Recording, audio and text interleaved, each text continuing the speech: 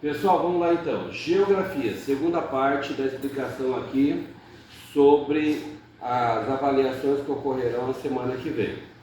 Vou deixar gravado, até porque, se caso puder, vamos deixar no grupo dos pais para dar uma facilitada. Não que o aluno vai ter uma aula online, mas só para agilizar. Geografia. Presta atenção de todos, por gentileza. Silêncio total. Para representar os fluxos, o que são fluxos?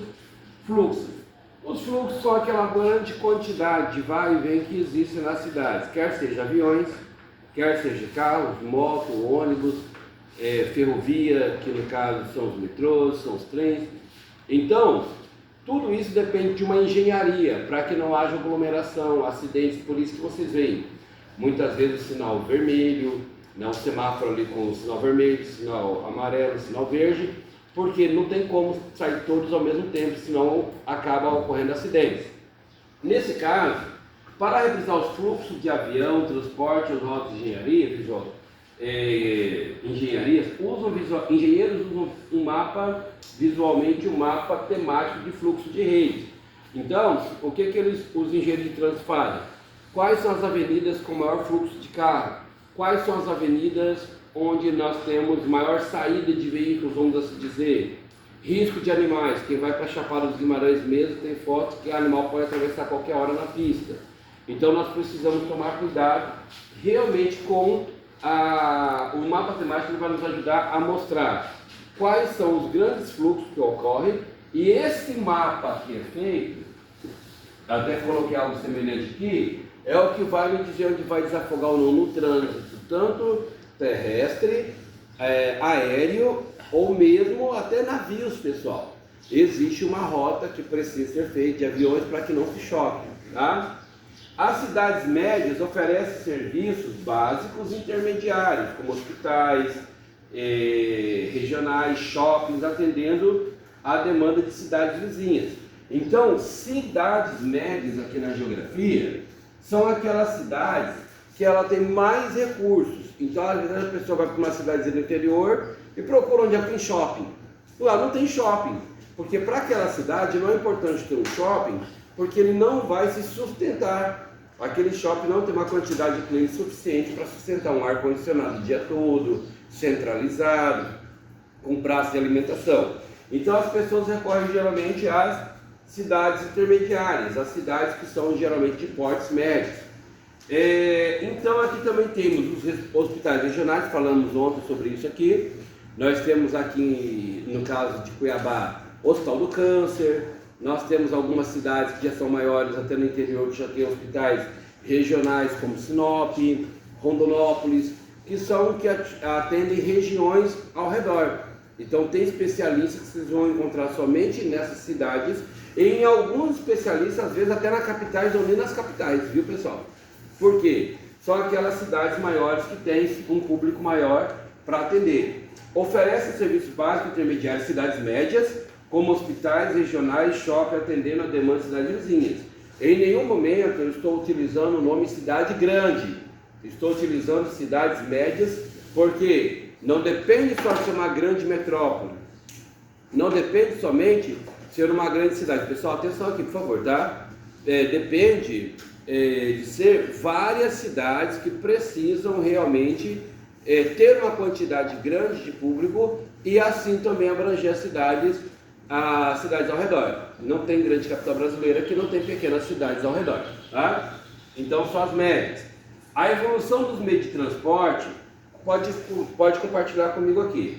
Rodovias, ferrovias e aeroportos, e das telecomunicações se tornassem mais rápidas e integradas, facilitando a circulação de entrega de produtos.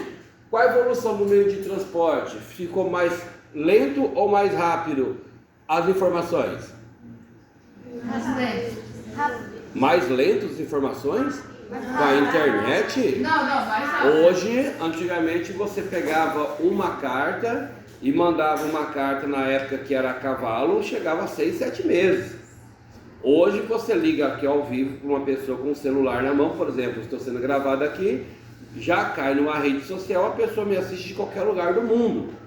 Então, os meios de transporte vieram se tornar mais rápidos. Temos aí os navios, temos aí os ônibus, os transportes terrestres, os carros, mas temos aviões que chegam em tempo muito mais rápido, né? São muito mais velozes que os outros meios de transporte, que facilita inclusive a entrega de produto. Vocês talvez já pediram alguma coisa aí em alguma loja aí e pela internet, amanhã chega aí. Hoje tem um avião saindo de manhã, então amanhã chega aí, no outro dia já chegou. Enquanto às vezes essa compra, se fosse um estado distante, ia chegar com 10, 15, 20 dias, agora chega até no outro dia, dependendo da hora da compra, pode chegar até no mesmo dia, né? Se tiver algum voo que estiver direcionando para cá.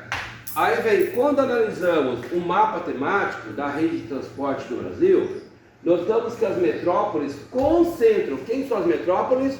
As grandes cidades, os grandes centros urbanos.